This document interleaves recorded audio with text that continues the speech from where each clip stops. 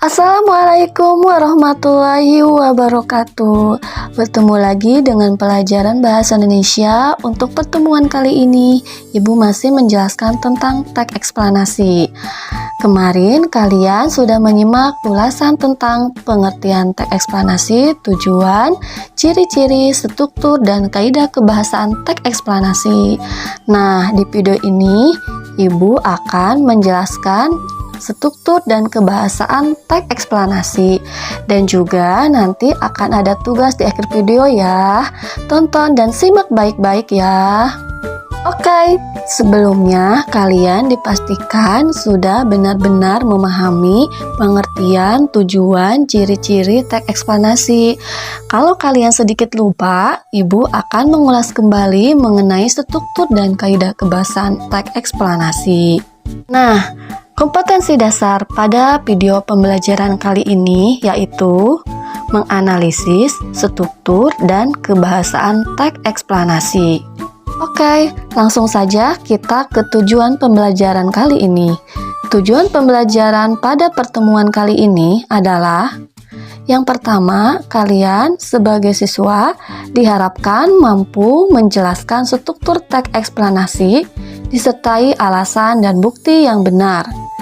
Kedua, kalian sebagai siswa diharapkan mampu menjelaskan kebahasaan teks eksplanasi disertai alasan dan bukti yang benar. Nah, sekarang Ibu akan mengulas kembali materi tentang struktur dan kaidah kebahasaan teks eksplanasi. Nah, dilihat dari segi strukturnya, teks eksplanasi itu memiliki karakteristik umum dari isinya. Nah, diantaranya yang pertama itu ada identifikasi fenomena. Nah, di sini isinya mengidentifikasi sesuatu yang akan diterangkan. Hal itu bisa terkait dengan fenomena alam, sosial, budaya, dan fenomena-fenomena lainnya. Kemudian yang kedua, penggambaran rangkaian kejadian.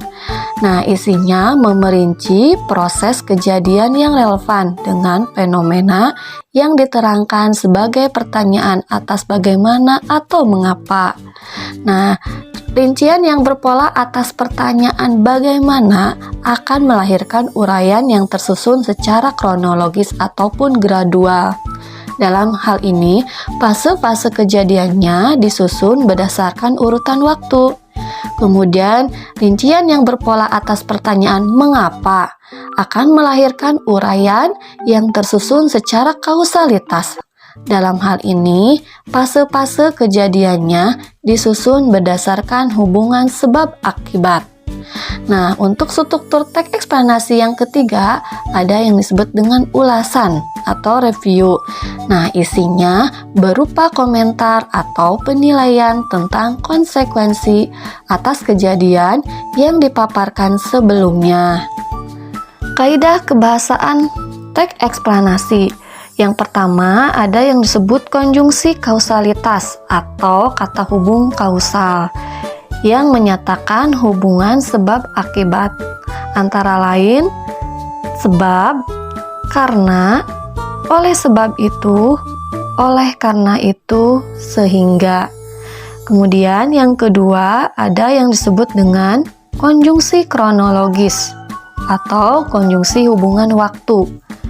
Nah, konjungsi hubungan waktu adalah kata kerja yang menggunakan kata keterangan waktu, antara lain seperti kemudian, lalu, setelah itu, pada akhirnya.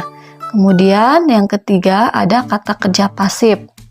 Hal ini seperti kata-kata berikut: terlihat, terbagi, terwujud, terakhir, dimulai, ditimbun, dan dilahirkan. Nah, kata kerja pasif itu biasanya berawal dengan memakai imbuhan ter dan di. Lalu, kaidah kebahasaan teks eksplanasi yang keempat yaitu kata kerja material.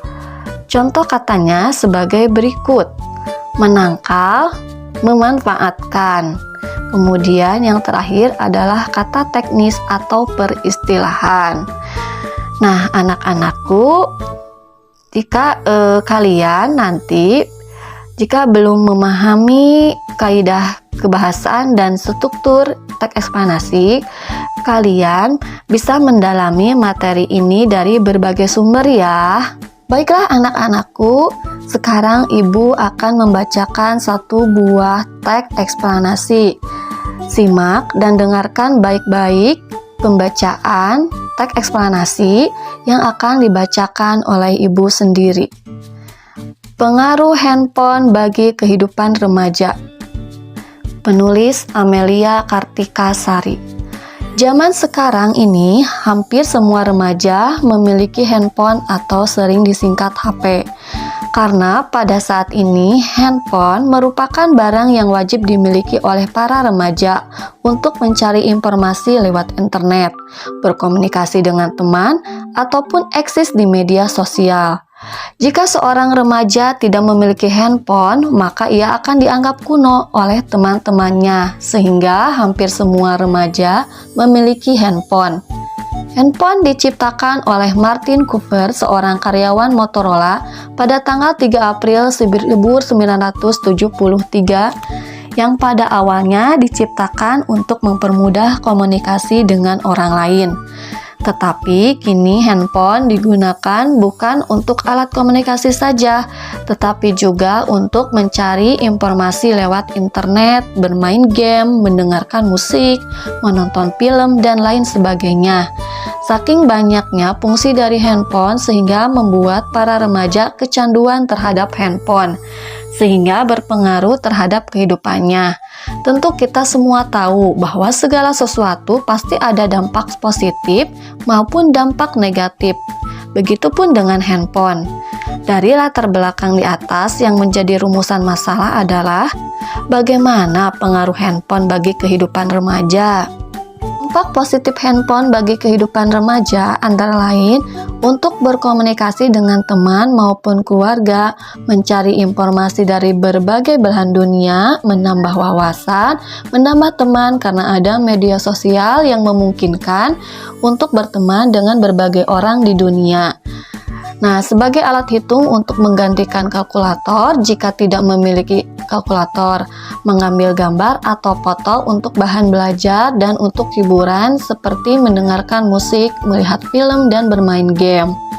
Selain memiliki dampak positif, handphone juga memiliki dampak negatif bagi remaja, antara lain mengganggu konsentrasi belajar karena selalu memikirkan handphone, sehingga tidak fokus saat belajar di sekolah maupun belajar di rumah.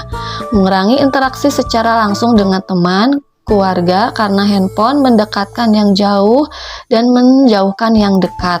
Mengurangi uang jajan karena biaya untuk membeli pulsa atau kuota lumayan mahal. Membuat remaja menjadi malas melakukan aktivitas fisik seperti berolahraga maupun melakukan pekerjaan di rumah. Misalnya mencuci baju, mencuci piring, dan menyapu. Karena jika sudah bermain handphone, remaja akan asik sendiri atau malas melakukan kegiatan lain selain bermain handphone dan membentuk sifat hedonisme pada remaja. Selain itu, handphone juga berbahaya bagi kesehatan remaja karena dapat merusak mata seperti mata kering hingga miopia atau rabun jauh, merusak tulang belakang karena kurang gerak dan lebih banyak duduk, mengganggu perkembangan remaja, gangguan pendengaran yang disebabkan oleh headset, gangguan tidur karena begadang untuk bermain game, dan kanker yang disebabkan oleh radiasi handphone. Selain menyebabkan kanker, radiasi handphone juga dapat menyebabkan sakit kepala, kerusakan otak, menurunkan tingkat kesuburan pria, mengganggu janin pada ibu hamil, dan lain-lain. Nah, anak-anakku, setelah kalian mendengarkan dan menyimak video pembacaan teks eksplanasi, sekarang ada tugas yang harus kalian kerjakan. Tugasnya hanya 2 nomor saja. Yang pertama, jelaskan struktur teks eksplanasi pengaruh handphone bagi kehidupan remaja dengan disertai alasan dan bukti pendukungnya. Tugas yang kedua, jelaskan kebahasaan teks eksplanasi pengaruh handphone bagi kehidupan remaja dengan disertai alasan dan bukti pendukungnya. Baiklah anak-anakku, semoga kalian bisa memahami tugas yang Ibu berikan. Selamat mengerjakan. Wassalamualaikum warahmatullahi wabarakatuh.